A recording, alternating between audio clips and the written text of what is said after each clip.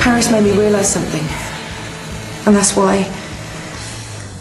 Well, you said I've been distant. And there is something missing between us, you're right. I just haven't been brave enough to admit it. That day when we were walking through Clichy, we stopped outside the gift shop to look in the window and you went inside, do you remember? And that couple walked on by. Same age as us, a little older. And he was carrying their baby. Adorable little girl. And the two of them were playing a game with her. Never seen anyone so happy. And then I knew, in that moment, that's what was missing. We're not complete, Max. Mum, where's my blue shirt? Oh, Craig, sit down. Your sister's going to be on in a minute. I couldn't care less. Yeah, you were in my aftershave. Just a little bit. Well, like you've had a bath in. That's 20 quid a bottle, Craig. Did you wash it? No, Craig, I didn't. Wear your red one, Craig. It looks just as nice. After the break, we'll be looking at the cult of celebrity and asking the question, what price fame? And to help me find some answers, we have Dr. Miriam Gates, one of the country's leading feminist academics, and Stephanie Deladine, who hit the headlines this week after her sensational kiss-and-tell exploits with pop singer Jo Jones. Serious issues, serious chat. Don't go away.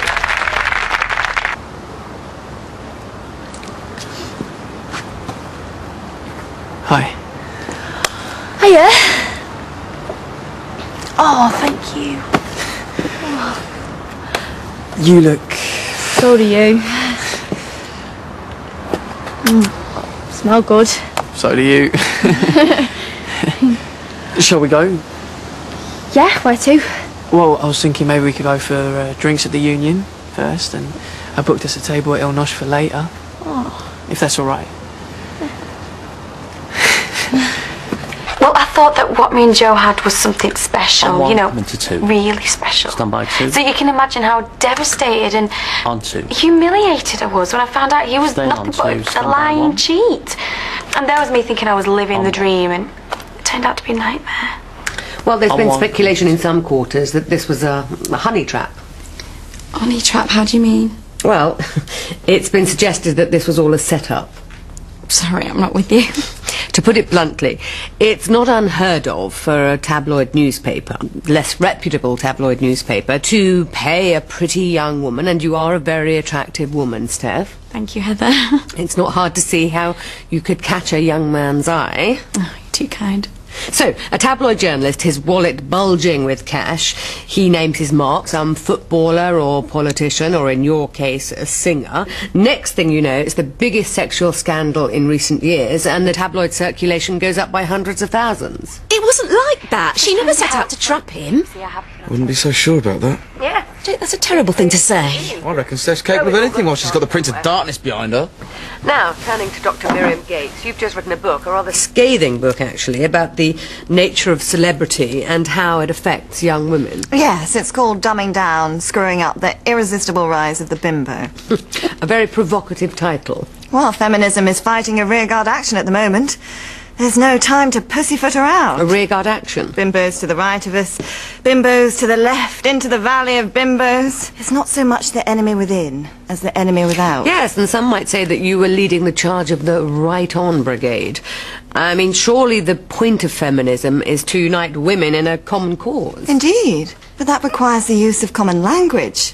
Most bimbos couldn't spell discourse, let alone engage in it. Excuse me, I'm in my final year of my degree. Beauty college? No, I'm studying drama, actually. It's the only thing that's missing. A baby of our own. If I could give you a baby, I just know everything will be okay. I blame myself. Don't. I've got a confession to make. Please don't be mad at me. I went to see someone.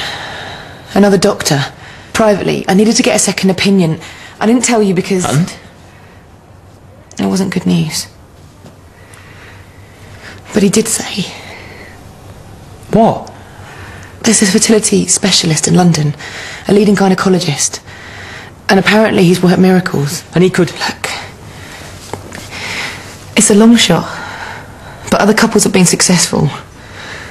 There is just one thing, it's not cheap. Even a consultation and test cost... The money's irrelevant. I don't care how much it costs. And we've time for one more caller, who is Jackie from Windermere. What's your point, Jackie? Well, I'm just curious to know what Steph's mother makes of all this. Because if any daughter of mine behaved the way she has, I'd sling her out on her ear. Well, that's a very interesting point. Your mother opens the morning paper and there for all to see.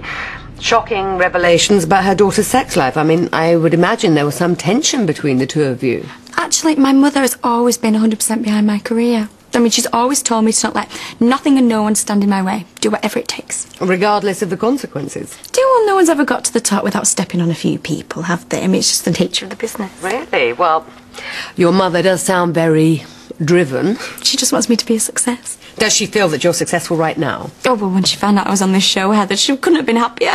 Miriam, any thoughts? Well, to paraphrase St. Ignatius Loyola, give me the girl till she's 7 and I'll show you the bimbo.